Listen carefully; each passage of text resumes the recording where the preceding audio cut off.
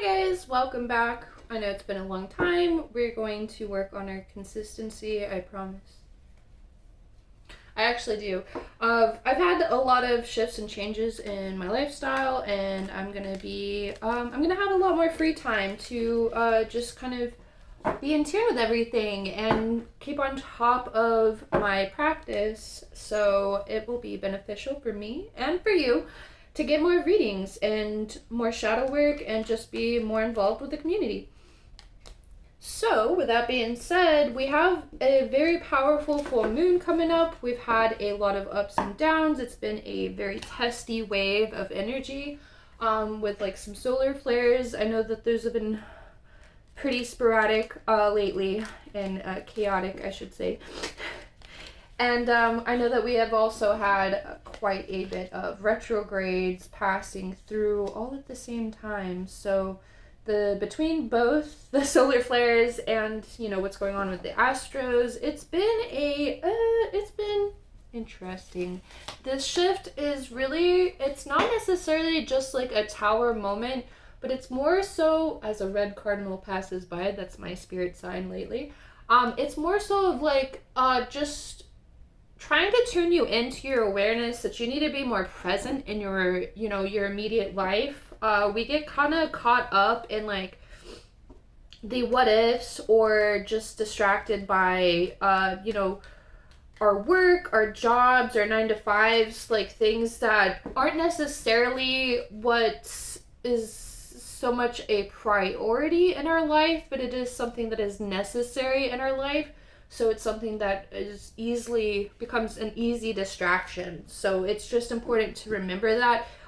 It's not to take you away from your responsibilities, because obviously we need to do what's necessary, but at the same time we can get overburdened just being completely swallowed in by that sort of dynamic. So it's important to find ways, not necessarily to escape, but to kind of like take yourself out of that sort of dynamic and focus on yourself and your own journey, which that means like doing things that are creative, things that inspire you, traveling, just doing things that make you happy, really. And obviously there will always be limitations with doing what we need to do, what is necessary, and what we actually want to do, obviously. But there's this beautiful way of bringing those sort of things together. Excuse me. Don't know why I don't have my mic lately. I have no idea where I put it. I think it's right here. Anyway, let me just go ahead and grab that. Maybe this will be a good audio check for me. I can see what the great difference is between having this mic and not having it. Anyway, so it's been this sort of like shift, and I will tell you right now, I'll just go ahead and talk about these cards that are pulling out, because we already have 4.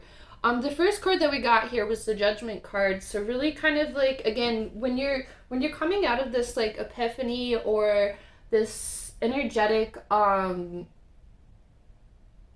of your awakening, it's not necessarily the part of your spiritual awakening, but more of your individual awakening, when you're starting to step into your power and what you want to do, what you want to create in the world, and what you want to bring to the table, basically.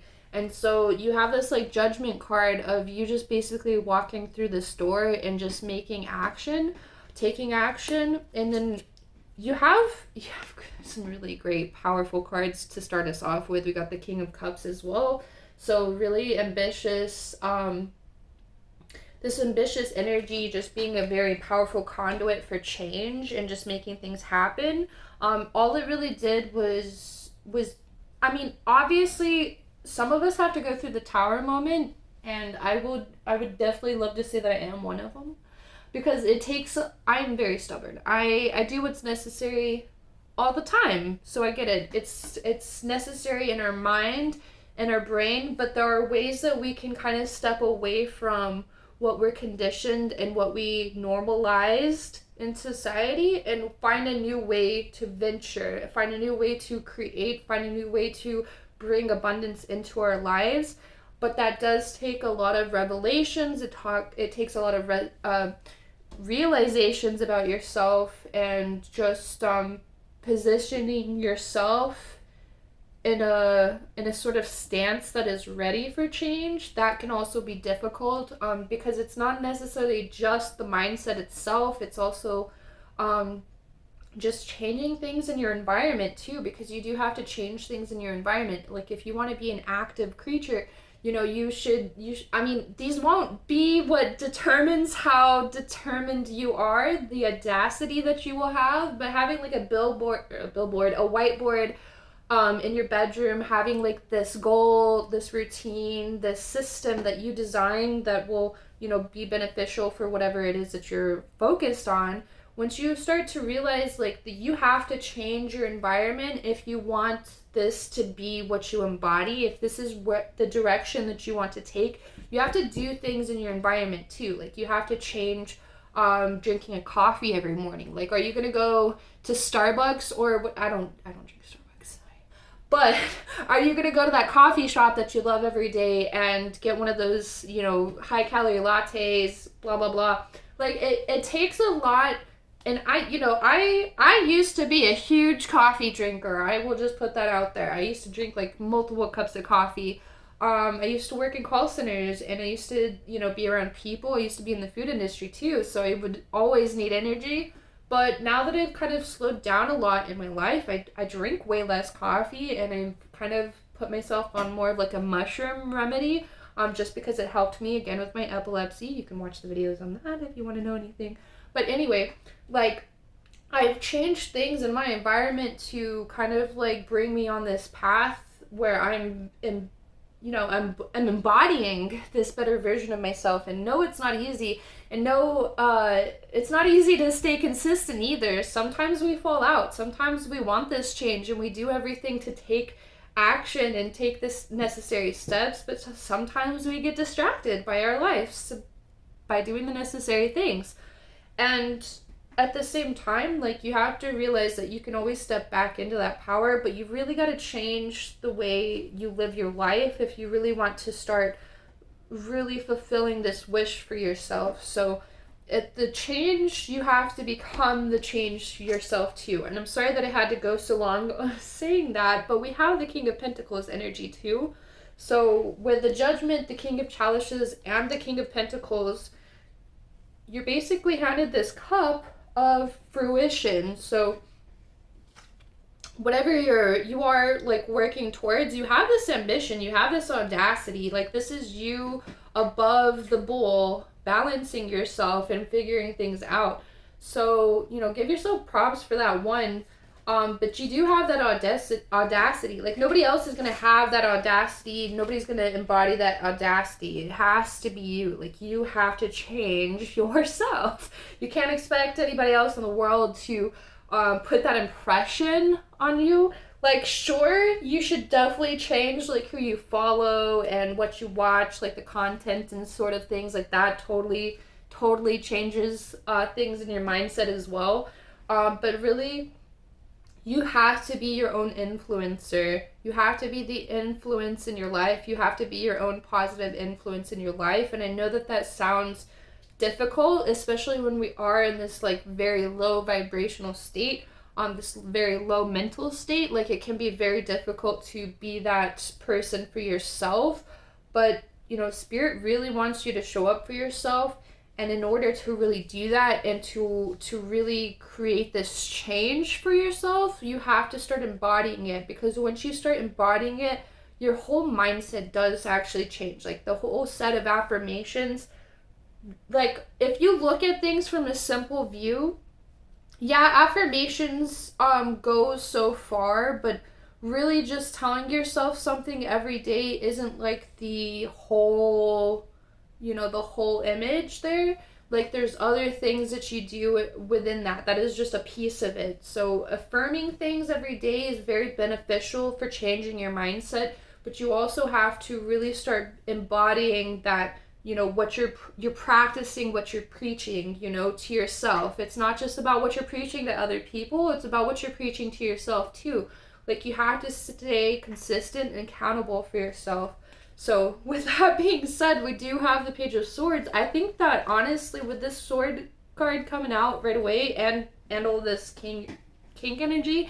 Like, you were ready for this change. You're ready to really take action. And that's why you have this, like, sword ready. Like, you're ready to just do what is necessary, you know, to just take on not just necessarily like a leap of faith, but just do what's necessary. And that's where discipline comes along into play. Like, that is the epitome of consistency, is showing up for yourself and making sure you're doing what needs to be done.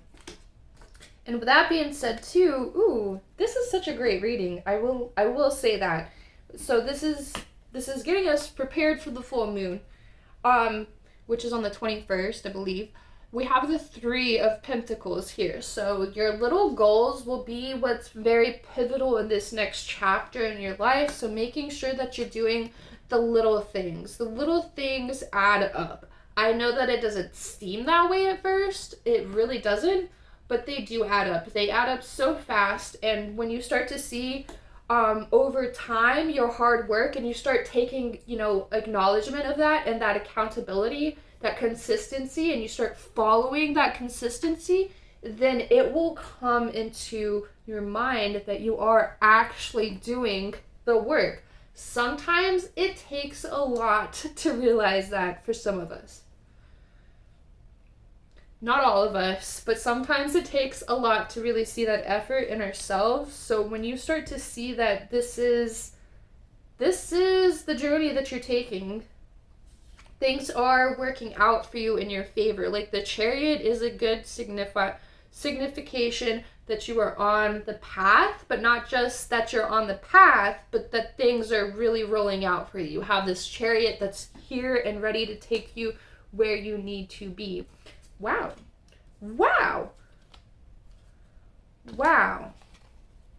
There were 3 cards facing up. I am just saying this is a very nice reading. You have the Justice card right at the top, the Wheel of Fortune, and the 8 of Wands. So let's talk about that.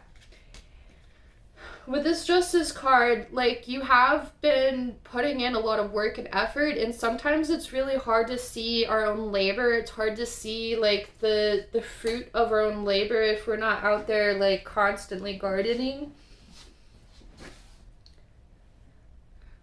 You don't have to be constantly gardening. I'm just saying, if you're not constantly gardening, sometimes it can be difficult to see the effort that you have put in. Like, the work that you have put in, sometimes it's a little bit more difficult to see if you're not constantly evolving and changing. And I don't think that should be anybody's goal, is to constantly evolve and change. Yes, you should, and in a way, in a sense, but that shouldn't be the strive.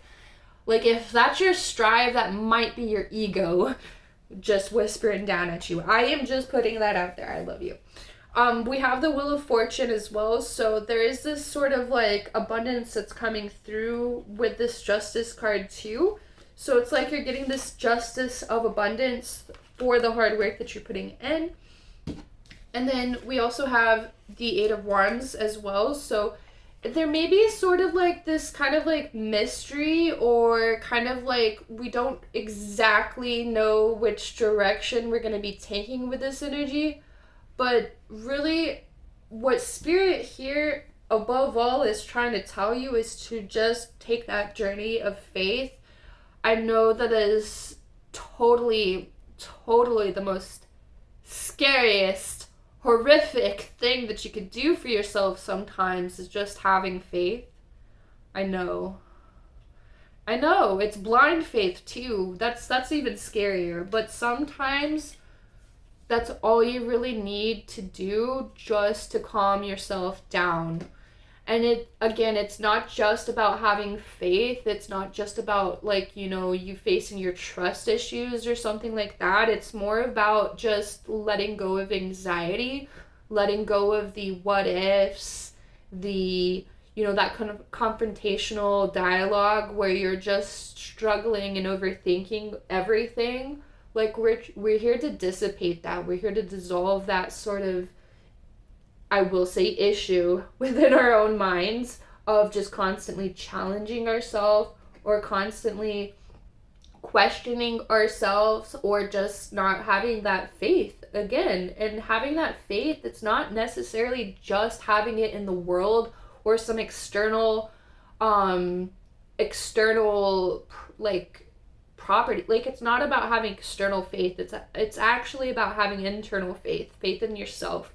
So let that be the biggest lesson here, is having faith in yourself is really the biggest struggle here, because of, let's just be real for a little bit, like trauma is a big dissolver of trust and faith. And it's not to say that it just takes away the trust and faith in others. It takes away a lot of that trust and faith in ourselves, and that can be like the biggest feat, the biggest foe that you really have to face is overcoming yourself, your own mirror, your own shadow. And just regaining that trust in yourself can be really difficult when you have put it into external situations and external people, and they have let you down. So that is something really important. It's not to stray you away from trusting others either. It's more so of like, this is why things happen in ourselves, and where the trust does dissolve and go away. It comes from that sort of trauma of having too much faith or too much trust or relying on others, and not getting that support, or that sort of guidance that we need from other people, like, and just being let down. That can sort of stray us away from having that sort of overall faith. So it's really trying to not teach you to have faith in external validations or external situations. Like, it's I thought that was I had a mini heart attack. I thought that was my my glass ball. Anyway. We're going to get one last card from the Oracle Moon Mantra deck, just because we are coming up on this full moon. That one flew out too. By practicing openness,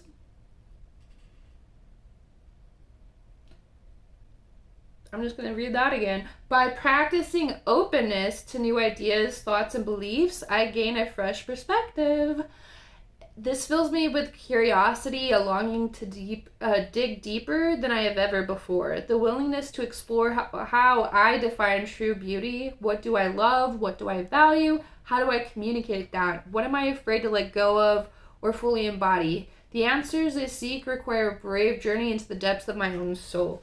So realize that this is here as a lesson for self. It is your own self journey. That is what the lesson here is. It's not about just having this sort of faith in everything ever. Like, obviously, there's so much more to that. There's so many layers to that. But really regaining that faith in yourself is your starting key point to really push you in this chapter of your life, and really give you that strive and that audacity to move forward and to grow and evolve and change. Like, these things are extremely necessary. Having faith in yourself is extremely important. It is not necessarily just important. It is by definition, that is you moving on in your journey, is evolving and growing and trusting and having faith in yourself again, after all of that trauma, after all of those ordeals, after everything that you've learned and been through. It is your time to really have that faith and trust in yourself again. And that is the message here, and I hope that you did enjoy it. If you do want a private reading, the link is in my bio, and I do live readings on Twitch. I try to go live like every Wednesday through Saturday around 7 p.m. Central Standard Time. Just so you know, you can get a live reading by donation, so as little as $1. I love you guys. Have a great one. Bye.